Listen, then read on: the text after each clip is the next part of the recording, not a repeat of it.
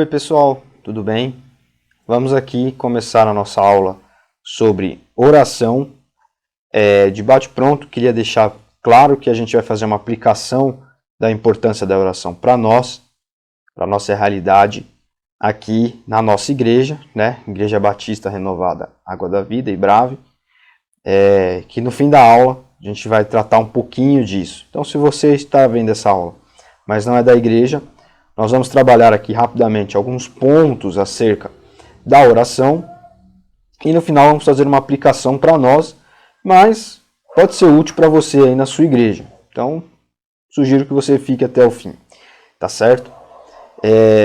Bom, queria pedir também que você que está assistindo curtisse esse vídeo aqui, não só esse, todos os outros vídeos que a gente coloca aqui no canal da igreja. Se você puder, sempre se lembre de curtir esses vídeos, porque isso ajuda no engajamento, isso diz para o YouTube que o vídeo é bom, que ele pode recomendar para outras pessoas. Nossa audiência é pouquinha, né? Mas curtir o vídeo, o YouTube recomendando ou não, curtir o vídeo sempre é bom para a gente aqui que faz o vídeo e coloca na plataforma, para quem é dono do canal, no caso, canal da igreja. Tá certo, pessoal? Então, bom, eu peguei alguns livros essa semana aqui lá no seminário que falavam sobre oração. A maioria deles são livros de aplicação pessoal. Então, por exemplo, tem um aqui, 10 minutos de oração para transformar a sua vida, do Stormy O'Martian. O outro, Tudo é Possível pela Oração, Charles Allen. O outro, A Oração que Funciona, um cristão anônimo. Pelo que eu estou vendo aqui, não tem autor, né? É um cristão anônimo, onde estaria ali o autor do livro. Está escrito um cristão anônimo. Então, assim, eu peguei muitos livros de aplicação pessoal, esses livros aqui, e também tenho, enfim, alguns comentários ali bíblicos que eu peguei para fazer algumas outras aulas, inclusive, né? O comentário de São Jerônimo, Bíblia Arqueológica, e a aplicação que nós vamos fazer na nossa aula aqui na oração, né, está nesse livro aqui, A Igreja Centrada, do Timothy Keller, um livro denso, né, muito bom, muito denso, que eu tenho lido há algum tempo aí, e eu puxei algumas coisas dele para que nós possamos trabalhar na nossa aula aqui. O subtítulo da aula é O Movimento Mais Importante para a Ibrave. Então nós precisamos não só estar engajados na oração, não é só orar, mas é orar da maneira correta, é orar pelo objetivo certo, né? Muitos cristãos eles usam a oração de uma maneira utilitarista, né? Eles só pensam na oração quando é para pedir para os outros orarem. Então, eu estou doente, eu caí e quebrei a perna, ora por mim. O papagaio do meu vizinho se perdeu, ora por ele. O sobrinho da minha tia em 3º grau caiu de moto, peço oração por ele.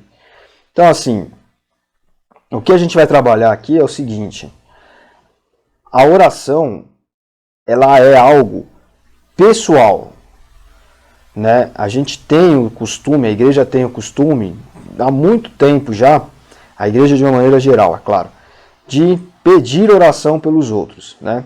Seria uma oração intercessória, né? A intercessão. Está doente, está com algum problema, pede oração para os outros. Então, irmão, ora por mim, né? Irmãos, orem por mim. Mas a gente vai trabalhar aqui um pouquinho que a oração, ela não prioritariamente a oração não vem com esse sentido. A oração é uma expressão de fé que você demonstra para com Deus, né? Então não é que nós não devemos pedir oração para os outros, né? Irmão, ora por mim porque eu estou machucado, estou doente, enfim. Não, até podemos pedir, mas quem tem que orar é você, né?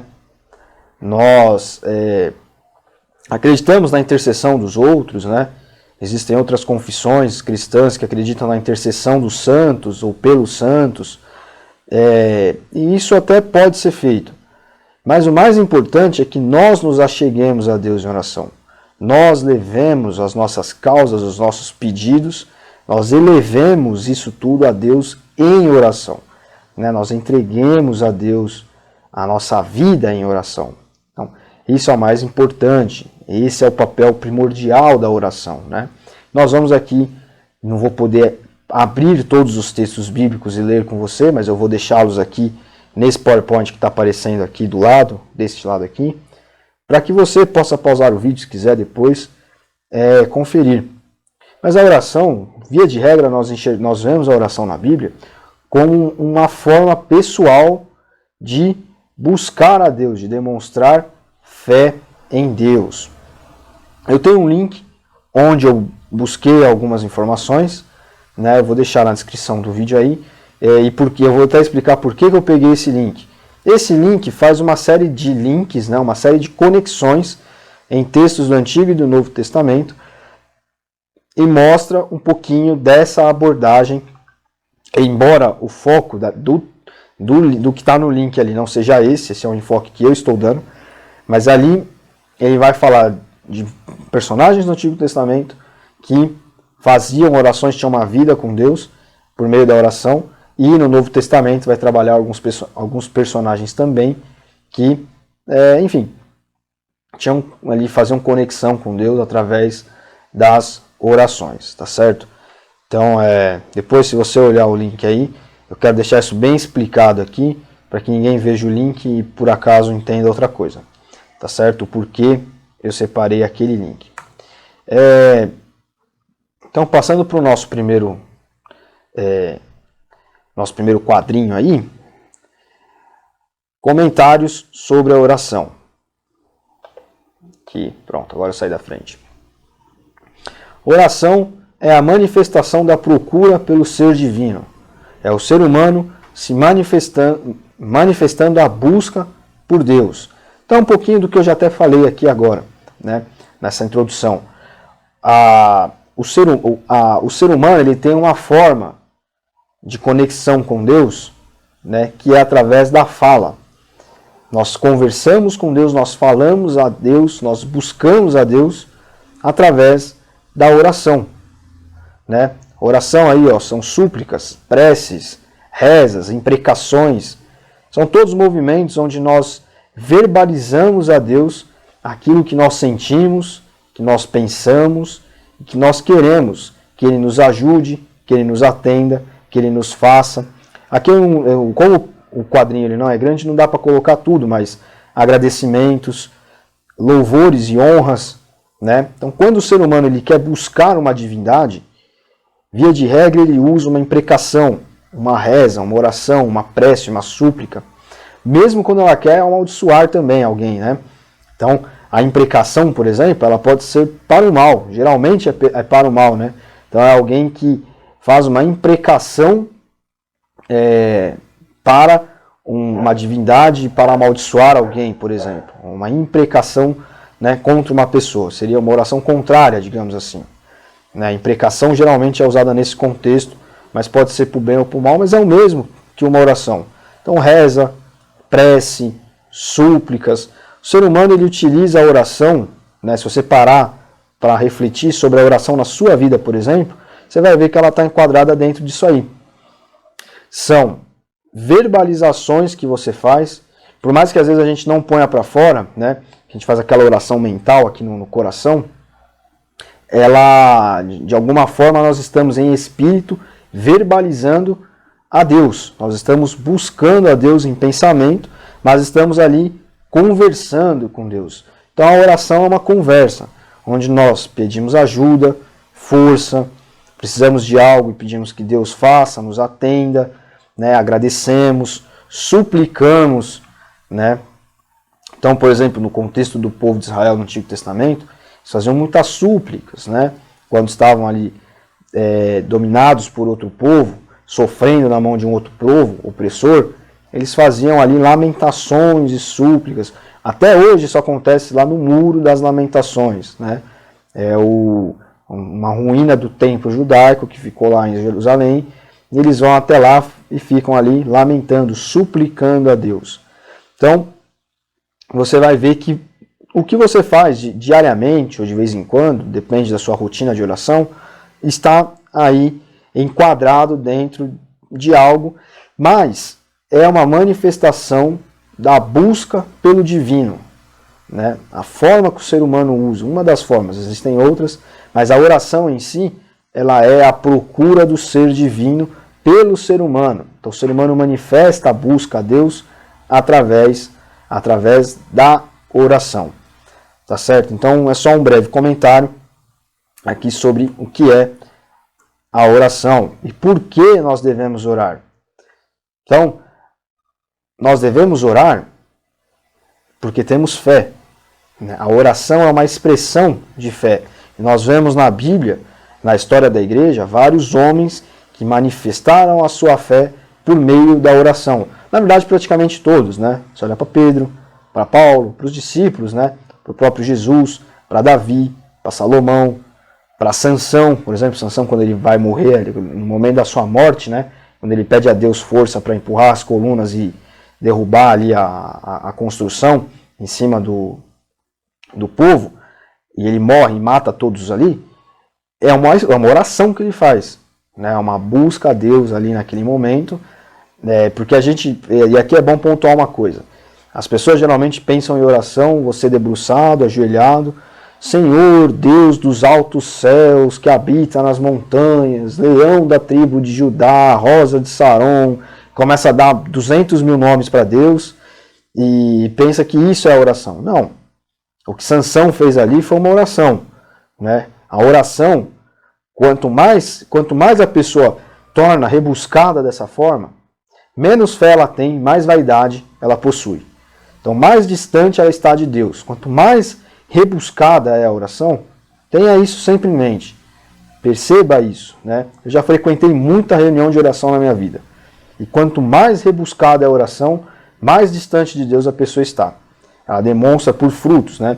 Já começa demonstrando a vaidade, quer fazer uma oração muito linda, muito bonita, muito rebuscada, quer berrar, quer gritar, quer aparecer mais do que Deus ali. Isso é vaidade, isso é orgulho, né? Isso é muito amor próprio. Então por aí você já vê que a pessoa está distante de Deus. A oração, quanto mais simples, mais conversa com Deus ela é, mais próxima a pessoa está de Deus. E eu te dou um exemplo prático disso. Quando você vai conversar com seu pai, com a sua mãe, com seu filho, com a sua filha, com seu marido, com a sua esposa, você não conversa cheio de palavrinhas rebuscadas, né? Olá, como vai? Estás bem? Não estás? Você não conversa assim. Você não conversa com uma pessoa que é do seu convívio como você conversa com um presidente da república ou com um juiz. Tudo bem que eu não respeito muito o juiz. As pessoas falam assim com o juiz porque você não falar vai preso, né? Mas Vossa Excelência. Por quê? Porque você não conhece o cara. Você vai sair dali, você nunca mais vai ver ele. Quantas vezes você vai apertar a mão do presidente da república, por exemplo, do prefeito da sua cidade? É muito difícil, mesmo às vezes quem mora na cidade pequena. Então você não tem intimidade, então você usa palavras rebuscadas, você usa um discurso limpinho, cheiroso e bonito. Agora, quando você tem intimidade com as pessoas que você tem intimidade, que você conversa e você toca o coração da pessoa, e a pessoa toca o seu coração, você fala de maneira simples, não é desrespeitosa, é simples. Você conversa de igual para igual. Então a oração, quanto mais simples ela for, quanto mais natural você fala com Deus, né, tem que ser natural. Quanto mais natural você falar com Deus, mais próximo você está dele. Isso é um sinal, isso é um sintoma, digamos assim, de intimidade com Deus. Então, a pessoa quando ela tem fé e ela manifesta essa fé de maneira simples, por meio da oração, ela está íntima de Deus. Né? A oração é prova de fé na fidelidade de Deus. Por que é prova de fé? Porque se você ora a Deus, é porque você acredita no poder dele para resolver uma situação, para entrar com uma providência. Ou se você ora a Deus agradecendo, é porque você reconhece que ele atuou em determinada situação, seja um livramento que ele te dá de alguma coisa, seja algo de bom que te acontece, ou simplesmente que você está agradecendo porque sua vida está tudo bem na sua vida, você se sente grato pela forma como Deus tem te tratado, etc. O que é isso? Isso é a manifestação de fé. Você acredita que sua vida está como está, graças a Deus. Literalmente, graças a Deus. Né? Ou você acredita que ali há algo que precisa ser feito e você pede a Deus porque você crê que Ele pode interferir de maneira beneficente para você. Então a oração em si, ela já é uma prova de fé, uma prova de que você acredita em Deus. É claro que só falar com Deus por falar, né, eu fiz uma oração, né, que é o que esses livros que eu citei no começo aqui vão trabalhar, não significa que você está alcançando Deus. Né? Às vezes a pessoa ora, Senhor, entra com a providência. Só que a pessoa quer resolver tudo do jeito dela. Ela quer tomar conta da situação. Então ela não está entregando nas mãos de Deus. Se ela não está entregando nas mãos de Deus, ela não tem fé suficiente de que Deus vai resolver aquilo, de que Deus vai providenciar uma saída para um problema, ou vai tomar conta de determinada situação. Então ela ainda não está ela não está exercendo a fé de maneira plena. É uma oração vazia. Então, é uma oração só de palavras. Nós vemos no Evangelho lá, Jesus fala, essas pessoas aí fazem orações altas para que, né, no meio da rua, em praça pública, para que sejam vistos, mas as suas palavras são vazias, não alcançam o trono de Deus. São como sepulcros caiados. Né? Jesus usa isso dentro de todo um contexto dos fariseus ali. Mas é a mesma coisa. São palavras jogadas ao vento, endereçadas a Deus, digamos assim, mas que não chegam até lá. Por quê? Porque elas são vazias de espiritualidade. Elas são vazias de fé.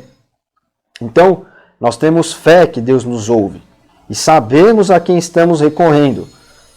E aqui há um elemento muito importante da oração. Por que nós pedimos perdão dos nossos pecados por meio da oração?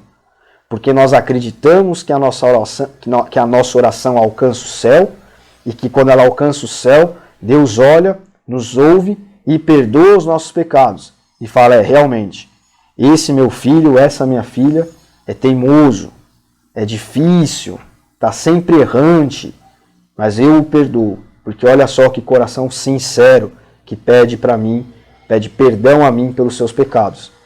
Então, uma oração vazia de fé é uma oração que não consegue alcançar os céus e pedir perdão pelos pecados. Então nós precisamos acreditar que nós erramos. No momento seguinte, nós oramos e pedimos perdão, nosso perdão é concedido por Deus. Então por isso que a oração ela é um elemento assim crucial da fé cristã.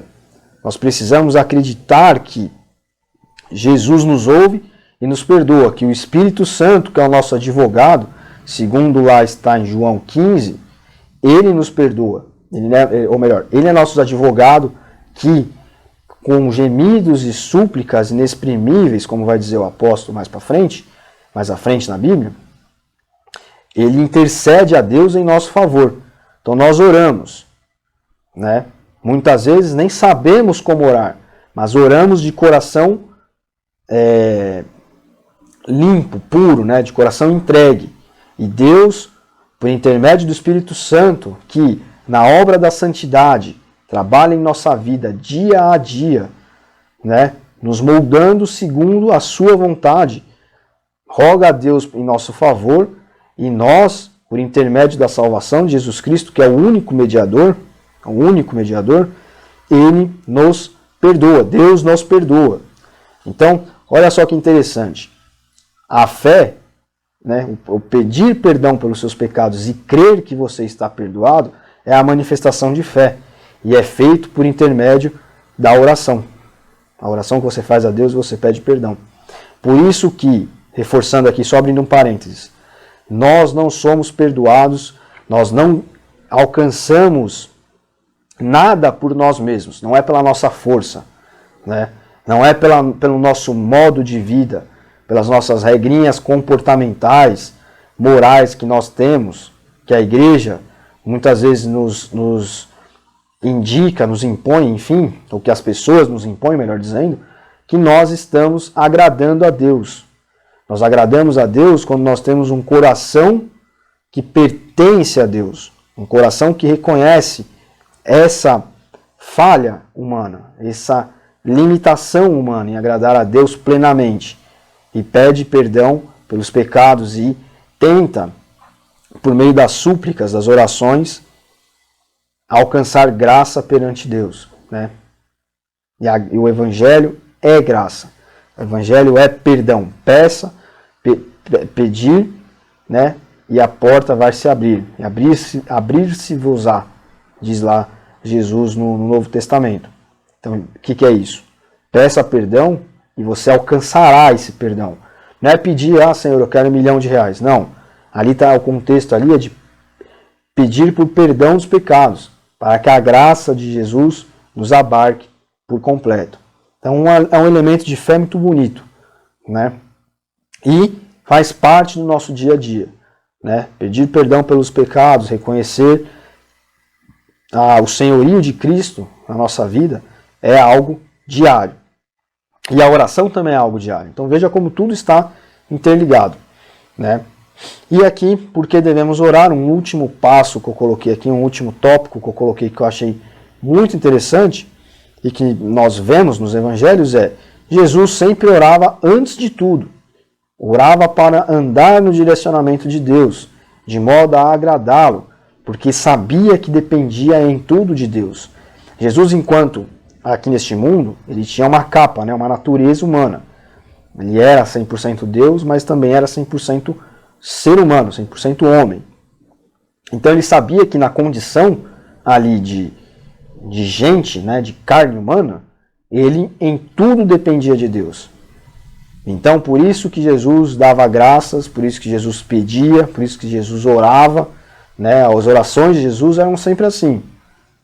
Um pedido, uma concessão, um agradecimento, né, dar graças. Por quê? Porque ele era Deus, mas ele também era ser humano, ele também sentia dor, ele também sentia fome, né?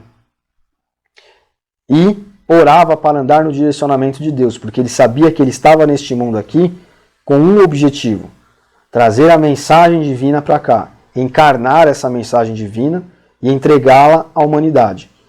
Então, isso ele sabia que ele deveria ser em tudo direcionado por Deus.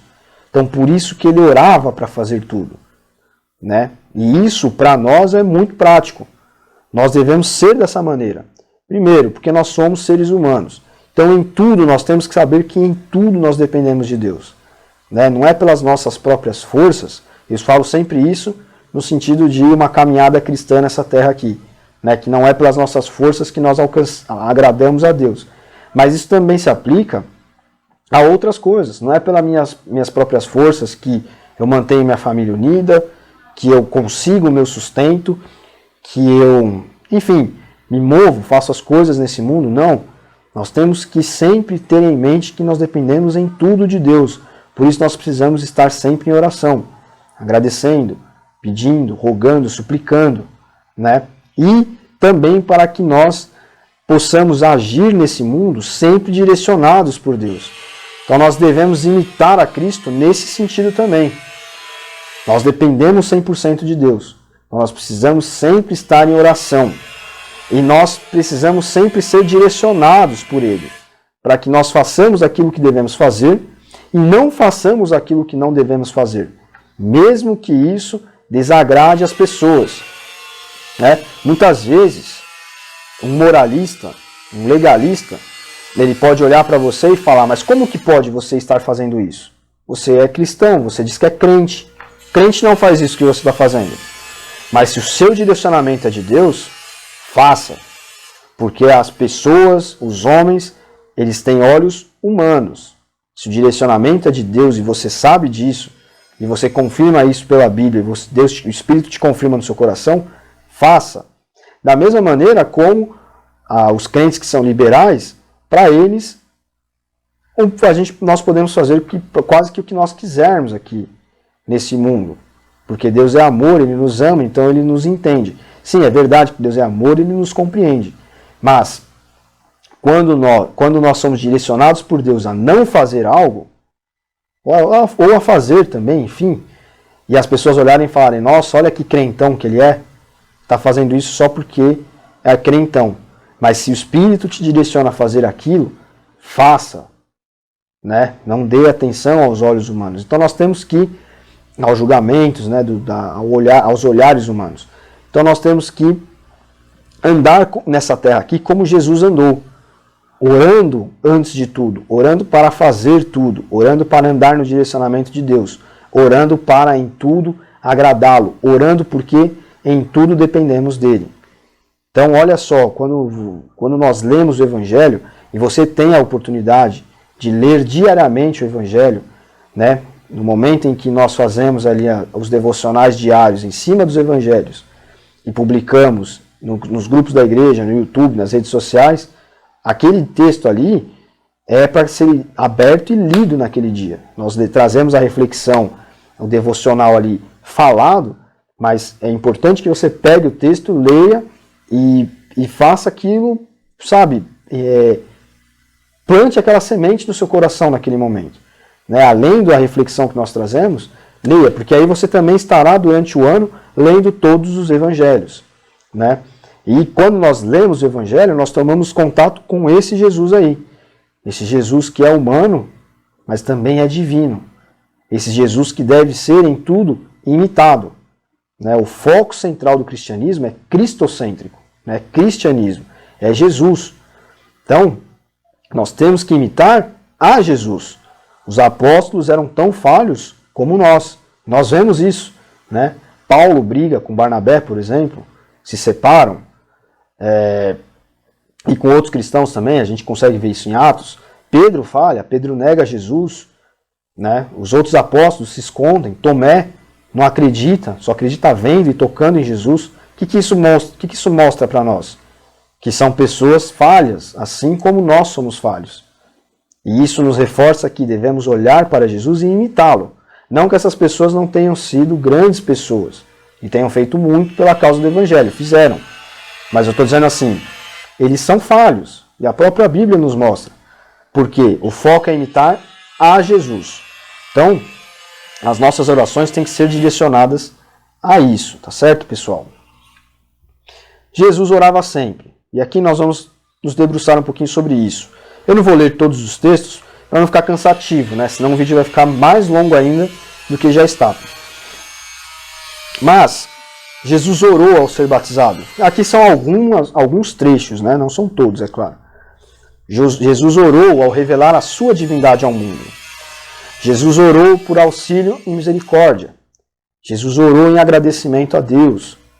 Jesus orou por nós, para que nós soubéssemos quem Ele era e com isso tivéssemos comunhão com Deus. Então Jesus orou por você, sem te conhecer.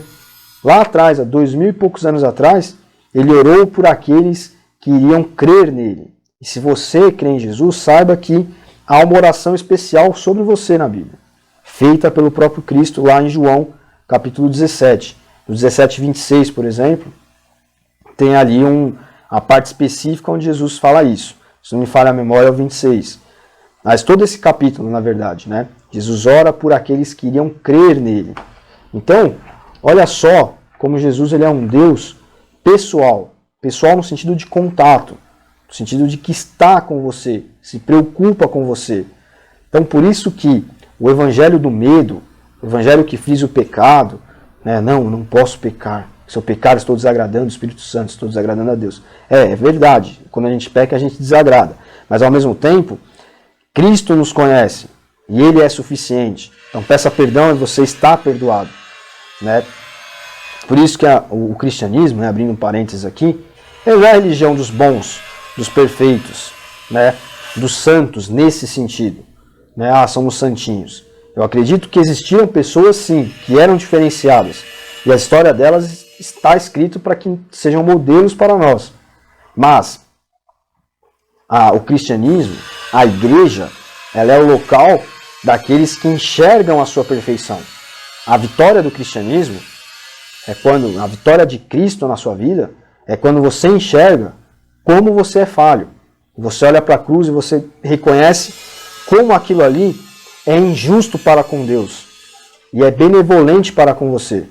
E você, por gratidão, por amor àquilo que foi feito, você ama de volta. E você obedece a Deus, e você segue a Jesus. E você quer mostrar para as pessoas como é viver a vida de maneira leve. Por isso que, como eu falei, o cristianismo que só fala de pecado, que fica amedrontando as pessoas. Não, você não pode. Sede perfeitos, sede santos. Esse é um cristianismo que está ainda mirando em algo secundário, né?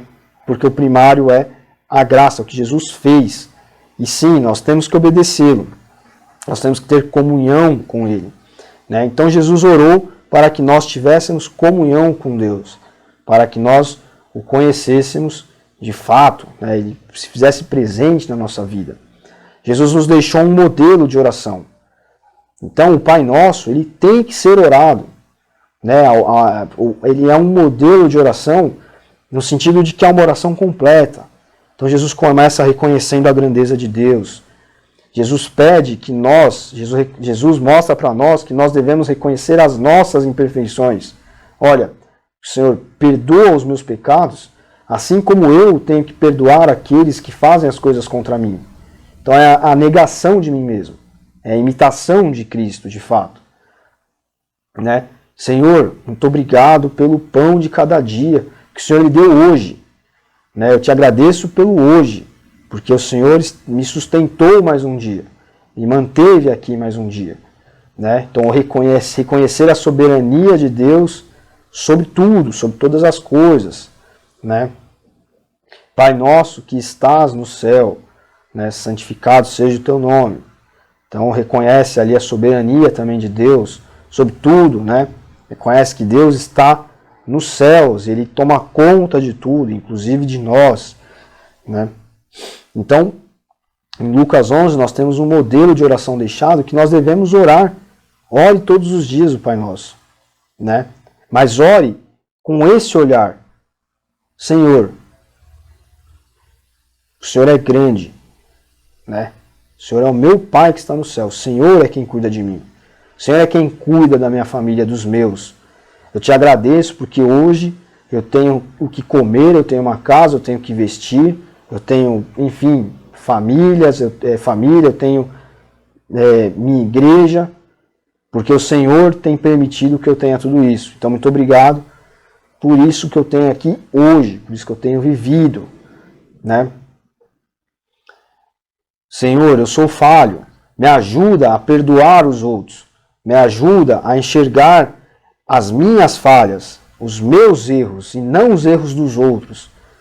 Tenha misericórdia daqueles que erram para comigo, porque eu peço ao Senhor que o Senhor tenha misericórdia da minha vida, porque eu erro com o Senhor, porque eu sou o falho, porque eu tento não ser invejoso, mas eu continuo sendo invejoso, porque eu tento não me irar, mas eu continuo sendo um sujeito que explode, né, que arruma encrenca no trânsito, que arruma encrenca no metrô, no ônibus. Senhor, me perdoa porque eu ainda sou orgulhoso. Eu me acho mais espiritual que os outros, eu fico vendo defeitos nos outros, dentro da igreja, né, no meu trabalho. Senhor, aquela pessoa me persegue. Tenha misericórdia dela, porque o Senhor tem misericórdia de mim também, das minhas falhas e dos meus pecados. É assim que nós devemos orar o Pai Nosso. É para isso que o Pai Nosso serve. Como um guia. Né? Nós temos umas aulas gravadas aqui no YouTube sobre o Credo Apostólico. O Credo Apostólico é um resumo de tudo o que nós acreditamos. Né? Que Deus é Pai, que Jesus morreu na cruz, ressuscitou, né? Deixou o Espírito Santo. Creio em Deus Pai Todo-Poderoso. Né? Jesus que padeceu sob Pôncio Pilatos, então ele é histórico. Falou, é esse Jesus lá do Novo Testamento. É ele que é a salvação. Então, o Credo Apostólico, Pai Nosso, são orações que nós devemos sempre estar revisitando, porque são orações completas. E nós devemos basear aquilo que nós pedimos a Deus em oração, aquilo que nós oramos, nessas orações primordiais, principais. Né? Então, Jesus ele nos amou tanto que ele nos ensinou, quando vocês forem falar com Deus, façam dessa maneira, que vocês estarão fazendo uma oração consciente, mas reflita no que você está falando. Né? Nós devemos refletir na nossa oração.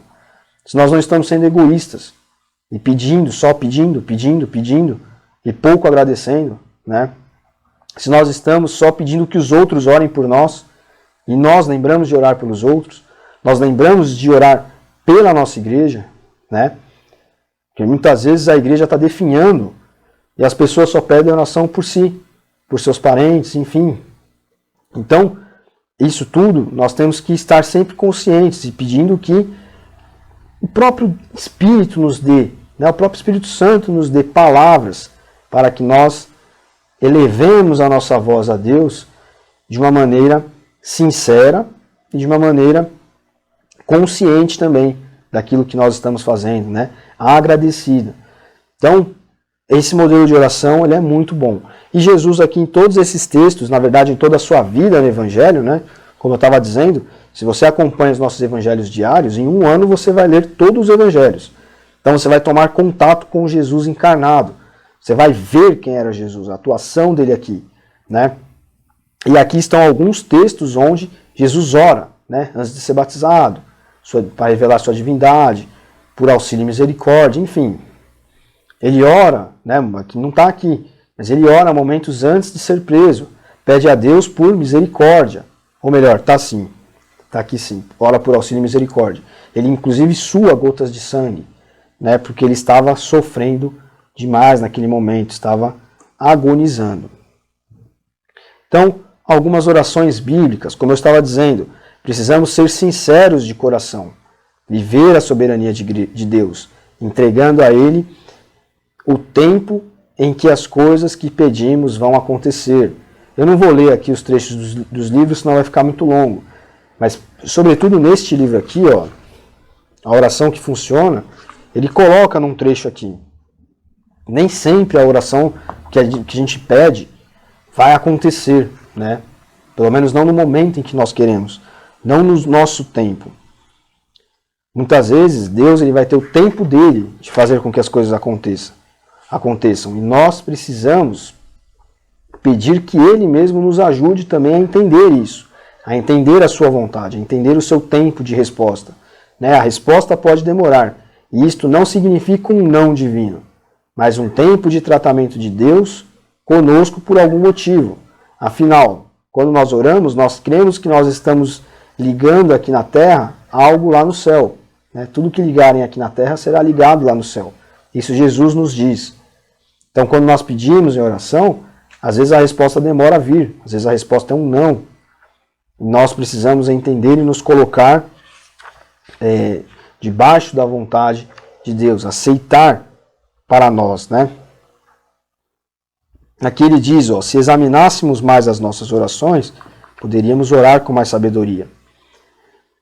Mas estamos dizendo isso porque alguns crentes parecem colocar de lado o bom senso e o raciocínio quando oram, né? Um pouco de reflexão nos mostrará que Deus não pode atender algumas orações. Ele vai usar aqui alguns exemplos de orações que não tem como ser atendidas, né? Ele usa aqui o exemplo da guerra, né? Um povo ora para ganhar a guerra, o outro povo também ora. Não tem como a guerra terminar empatada, né? Todo mundo sair vitorioso.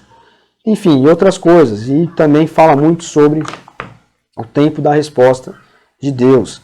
Então nós temos que sempre ter isso em mente também, né? Muitas vezes as respostas das nossas orações, elas vão demorar um tempo para acontecerem. Antes de pedir oração aos outros, ore você mesmo. A oração é o seu momento de comunhão com Deus. E ele é bom, ele se mostra plenamente a nós. Então, quando nós buscamos ter intimidade com Deus, com um coração sincero e aberto a Ele, Ele vai se mostrar a nós. E Ele se mostrará a nós e nós alcançaremos maior intimidade com Ele. Então, sempre que nós pensarmos em pedir oração pelos outros, primeiro oremos nós mesmos, para que nós ganhemos intimidade com Deus, né? Isso é muito importante. Então, mesmo quando você está passando por um problema físico, um problema mental, né, psicológico, enfim, peça primeiro a Deus. Peça fervorosamente a Ele. Ore a Deus. Senhor, eu estou aqui com uma dor, eu estou aqui com um problema X, Y, me ajuda. Cuida disso para mim.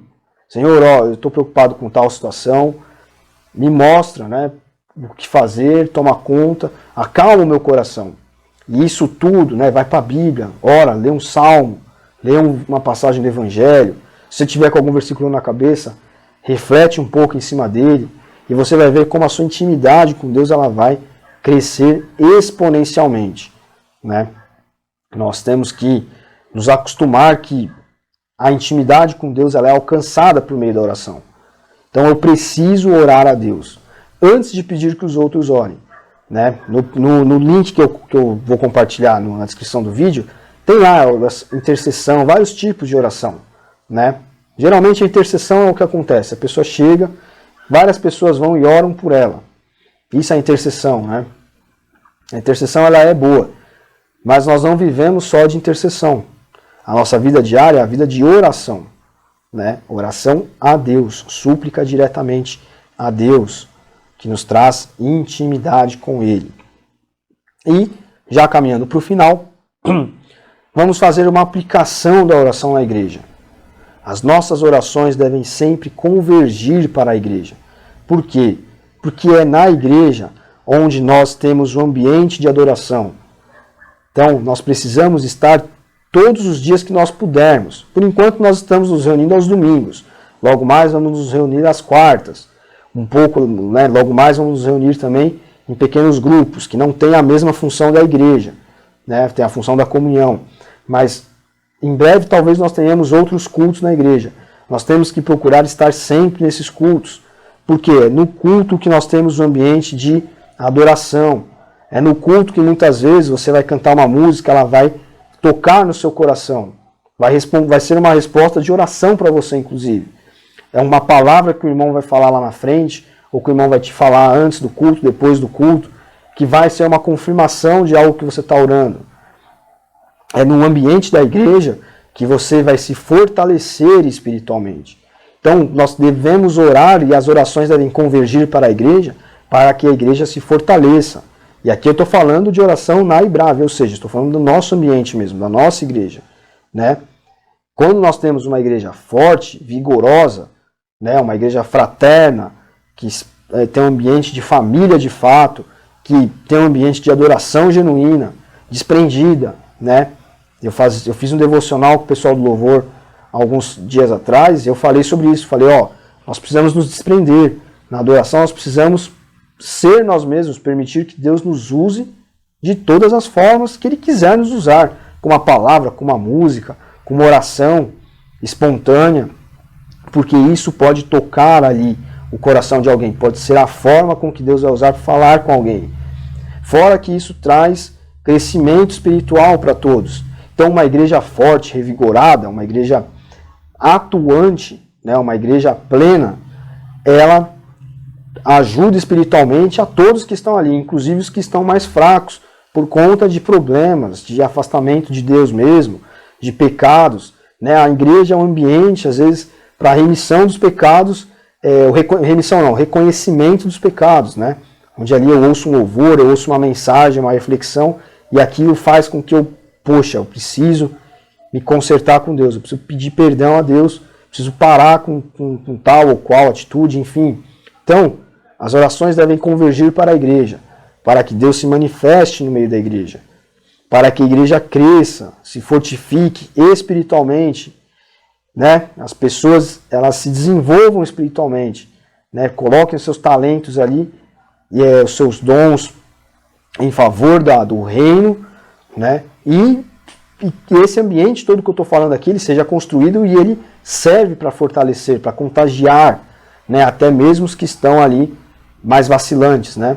Fisicamente, nós precisamos orar para que a igreja cresça, para que mais pessoas estejam aqui com a gente, para que mais pessoas sejam despertadas a trabalhar, a usar os seus dons, os seus talentos, ou se desenvolver, né, humanamente falando, para que a obra, que é a igreja, ela avance, né? Nós tragamos o reino de Deus aqui para essa terra, para esse tempo, né?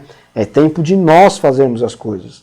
Porque se nós negligenciamos, o bastão cai e a geração seguinte está prejudicada, né? Então a igreja ela só chegou até hoje, né, historicamente, porque desde os apóstolos pessoas estão se movimentando. Claro que o Espírito Santo guia, né? Mas nós precisamos orar para que mais pessoas estejam aqui, para que Deus traga pessoas para cá. E também não é com a nossa força que a gente traz as pessoas. É Deus quem traz. Mas para que Ele traga, para que Ele prepare as pessoas certas para estarem aqui, para que nós nos abençoemos uns aos outros também, né? Materialmente, para que a igreja, com mais pessoas, ela tenha condições de investimento, né? Investimento na sua própria obra, em missões urbanas que nós estamos aqui, por exemplo, querendo fazer, né? Missões transnacionais, transculturais, mundiais, no Brasil, tantos lugares do Brasil que precisam. Então nós precisamos de uma igreja rica, forte, espiritualmente, fisicamente e materialmente, né? A gente poderia até trocar aqui o fisicamente por humanamente. Uma igreja humana forte, com jovens, com idosos, com pessoas de meia idade, uma igreja eclética, né? E uma igreja com pujança, para que nós alcancemos vidas com a mensagem do Evangelho, para que Deus nos dê estratégias de evangelismo, para que o Espírito Santo traga até nós aqueles que devem se salvar. Isso aí é um apêndice, né, de uma igreja que é grande e forte espiritualmente. Né? Deus quem nos dá as estratégias de evangelismo, que caminha com a liderança e aponta para qual direção ir. O Espírito Santo ajuda trazendo as pessoas certas para trabalhar, despertando as pessoas dentro da igreja. Então ore para que pessoas dentro da igreja sejam despertadas a colocarem os seus dons, os seus talentos, o seu tempo na obra de Deus. Afinal de contas, é isso que interessa. Eu vejo tanta gente fazendo militância política, tanta gente fazendo militância ideológica. Outro dia eu vi uma foto no Instagram, as pessoas debaixo de gelo, 1 metro de gelo, para ver um time de futebol jogar. Um cara que vende o carro, vende apartamento para ir ver o time jogar no Japão. Sabe? Nós precisamos orar para que as pessoas tenham as pessoas dentro da igreja sejam despertadas dessa forma, né? Sacrifício. Por quê? Porque o que se faz na igreja não se faz para este mundo. O cara vai ver o time dele jogar e acabou ali. Na semana que vem o cara volta e já tem dívida para pagar da viagem, tem boleto, tem os problemas dele, ele já passou aquela alegria ali, passou aquela satisfação, com um pico de êxtase e voltou. Quando você começa a trabalhar no reino de Deus, e isso é uma coisa que você precisa experimentar, né? Não é só dos outros falarem que você vai entender o que é a sensação, mas quando as pessoas trabalham no reino de Deus, é uma satisfação plena. É diferente do que a pessoa que usa as artimanhas desse mundo aqui para, né, buscando aí a felicidade. A felicidade plena, ela envolve algo que está para além da morte. E começa aqui, com o trabalho na igreja, né? Então, nós precisamos orar, convergir as nossas orações para esses tópicos aqui. Alcançar vidas com a mensagem do Evangelho, não é com a mensagem do liberalismo, não é com a mensagem do moralismo, é com a mensagem do Evangelho, Jesus, e termos estratégias de como mostrar isso para as pessoas, para que o Espírito Santo as convença e as traga para cá, para estarem conosco. E aqui, como eu falei, para encerrar, tenho dois quadros, esse e o próximo, onde eu quero deixar tópicos para que você se comprometa a orar. Eu quero te desafiar a fazer orações específicas sobre a igreja. Orações de fortificação e orações de enfrentamento. Tá certo? Então, primeiro, na oração de fortificação, pedirmos a Deus que Ele seja engrandecido e glorificado na nossa igreja. Depois você lê Atos, que você vai ver ali um bom exemplo disso. Para que a nossa obra, a nossa igreja, estou falando aqui da IBRAV, né? Desde o quadro anterior até o quadro que vai vir aí até o fim, estou falando especificamente sobre a nossa igreja, para que a nossa obra tenha condições de se manter. Os que não contribuem sejam tocados e passem a cooperar, que a liderança seja conduzida em tudo por Deus, que Deus dê a visão para que a liderança caminhe no caminho segundo o que Deus quer, não que, né, não seja enganada, né, que as pessoas possam contribuir com seus dons, com seus talentos, contribuir financeiramente, né, contribuir com oração, porque é isso que mantém a igreja. Então, aqui, quando você for orar hoje à noite, você faça a oração de fortificação. Se você puder tirar um print dessa tela, tira, senão depois eu te mando no WhatsApp, te mando no Instagram, eu dou um jeito de te mandar. Mas faça essa oração todo dia, oração de fortificação pela nossa igreja. Eu estou desafiando todo mundo aqui a fazer isso, para que a obra tenha condições de se manter. Os que não contribuem sejam tocados, passem a cooperar, a liderança seja conduzida em tudo por Deus, que Ele dê a visão. Tópico 2. Para que Deus dê ânimo, renove as forças de cada pessoa que frequenta a igreja, a fim de que todos se engajem em algum ministério, todos levem Cristo através da sua vida cotidiana, do seu dia a dia, todos vivam Jesus, e assim sejamos verdadeiros imitadores de Cristo. Nós só somos imitadores de Cristo, só podemos nos enxergar como pessoas que estão caminhando na imitação, nos passos de Cristo, quando nós nos engajamos no trabalho, na sua obra, no trabalho dentro da igreja, e quando nós vivemos Cristo e levamos Cristo às pessoas. Foi isso que Cristo fez nesse mundo. Então, se nós queremos ser imitadores de Cristo, nós precisamos servir e pregar. Pregar não envolve ficar na orelha da pessoa falando de Jesus. Não é isso. Pregar é viver uma vida cristocêntrica. É viver Cristo no seu dia a dia. Viver com a intimidade do Espírito Santo que nós falamos lá no começo. Onde Ele te mostra o que você deve ou não deve fazer. E com isso você alcança as pessoas que estão ali, que devem ser alcançadas. Inclusive, se você tem gente que você quer trazer para a igreja, não deixe de orar todo dia por essa pessoa, para que a mensagem faça sentido para ela, para que o Espírito Santo a toque e ela venha. 3. Para que Deus entre com a sua divina providência e a sua vontade sobre a vida daqueles que enfrentam males adversos, doença, crise financeira, familiar, ou seja, orar uns pelos outros, orar pelos nossos irmãos. Muitas vezes eu não sei quem está doente, quem está com desemprego, com algum tipo de crise familiar, mas eu oro para que Deus esteja com essas pessoas. E se eu sei, eu oro nominalmente. Senhor, eu oro pelo irmão Y, porque o irmão Y está sem trabalho, e ele precisa trabalhar. E o Senhor sabe o que ele sabe fazer, o Senhor sabe onde ele se encaixa melhor. Então, Senhor, esteja com ele. Eu sei que o irmão Z está doente. Senhor, cuida dele. Dá força para eles. Mostra para ele o que ele está fazendo aqui nessa terra. E como, através dessa doença, ele pode alcançar pessoas e glorificar o teu nome. Ore pelas pessoas que esperam alguma resposta de oração da parte dele. Então, muitas vezes eu estou orando por um motivo meu, único. Eu não abri isso para ninguém. Mas você é impelido a orar para que eu receba essa resposta de oração. Isso é viver em igreja também. Tá certo? Então, oração de fortificação. Eu desafio você a todo dia fazer a oração de fortificação. Orações, pela igreja, nesse sentido aqui. E também as orações de enfrentamento. Pedirmos a Deus que cresçamos espiritualmente em um cristianismo maduro e centrado em Cristo, como está lá em Atos 2, depois você pode conferir. Então, o que é a oração de enfrentamento? É enfrentar o pecado, é enfrentar esse mundo aqui, é ter audácia, é ter legitimidade para levar a palavra de Deus à frente, para viver a cada dia sabendo que Cristo é mais em nós, vivendo pela graça de Cristo de fato, vivendo, encarnando o Evangelho, viver com autoridade.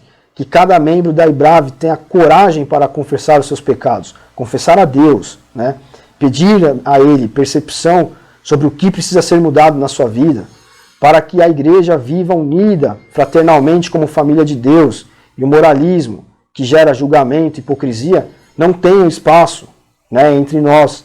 Quantas igrejas, e a gente já foi vítima disso, tem pessoas que se julgam espirituais, mas dão espaço para esse tipo de coisa, para o julgamento, para a hipocrisia. Isso mata na raiz a fraternidade da igreja. Aqui nós não podemos ter julgamento e hipocrisia. Por quê? Porque nós somos como uma família, nós nos enxergamos todos como iguais. Então eu não posso ter um olhar de julgamento, eu não posso querer proibir o irmão de fazer algo na igreja, ou ficar falando que ele não pode fazer algo na igreja, porque ele é falho, assim como eu sou. Porque ele cometeu um pecado, assim como eu posso cometer. Nós temos que incentivar as pessoas a se engajarem na igreja, a se manterem firmes e a confessarem os seus pecados a Deus e a pedirem que Deus trabalhe com eles. Nós temos que discipular as pessoas, pastorear as pessoas, para que elas vejam que elas estão cometendo um pecado e aos poucos elas se libertem disso, pelo poder do Espírito Santo, não pelo meu poder de discipular. O discipular é acompanhar a pessoa, e isso é feito por alguém específico dentro da igreja, especificamente dentro da igreja, né? Mas que nós todos tenhamos coragem de confessar os nossos pecados, pedir a Deus para que Ele nos mostre o que nós precisamos mudar, para que nós também nos desenvolvamos e possamos falar e fazer as coisas com autoridade, para que nós conheçamos mais a Deus, né, por intermédio da ação do Espírito Santo, adquirirmos forças para dia a dia termos o nosso momento de autoexame. Então você vê como o moralismo e o julgamento, ele mata o autoexame. O autoexame sou eu mesmo que tenho que olhar para mim. A pessoa que é orgulhosa, ela julga os outros, porque ela está olhando para os outros e não para si própria. Então nós precisamos do autoexame para nós nos enxergarmos. Nós temos que ser plenamente sinceros e transparentes com o observador onisciente. Quem é o observador onisciente? É Deus.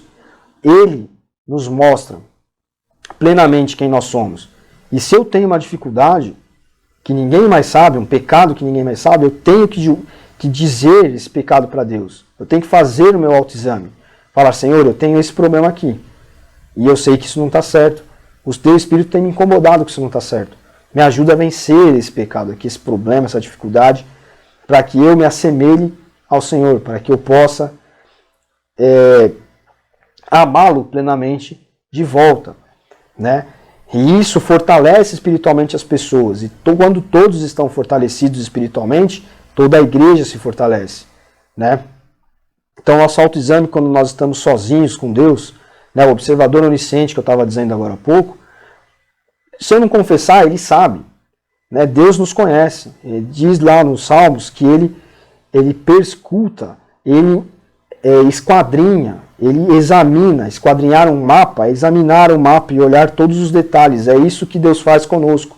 Então, se eu não confesso um pecado, ele sabe que eu tenho aquele erro. Só que eu estou sendo orgulhoso demais para dizer a ele, Senhor, eu tenho isso aqui, me ajuda, né? Então não adianta nós não falarmos. Nós temos que ser sinceros com Cristo, com Deus, né? Temos que ter o nosso momento de autoexame, onde nós somos transparentes e plenamente abertos, a fim de encontrá-lo e que ele fale com cada um que o buscar. Então eu estou te desafiando também a fazer esse tipo de oração aqui. Oração de enfrentamento, a de fortificação e a de enfrentamento pela igreja, né? Por todos nós, para que a graça e a luz de Deus brilhe na nossa igreja, através de nós, de cada um de nós, e que em tudo que nós fizermos, nós possamos mostrar essa luz de Cristo às pessoas, fazendo com que a nossa igreja cresça e alargue as suas frentes de trabalho, que levam, né, Jesus até outras pessoas que precisam dele. Então, uma igreja forte é uma igreja que consegue alargar suas frentes de trabalho. Então a gente vai fazer um trabalho social. É um trabalho social, não é um trabalho evangelístico. Mas através daquele trabalho social a gente consegue trazer uma pessoa, consegue trazer uma família, né? Consegue, a gente que eu estou dizendo, é o Espírito Santo nos usando através desse trabalho. Não é a gente, nós vamos lá. Porque existem os cristãos socialistas, os cristãos progressistas, que acham que só a ação social é suficiente. Não. Não é só dar um prato de comida, dar assistência, dar abrigo. É isso mais o evangelho.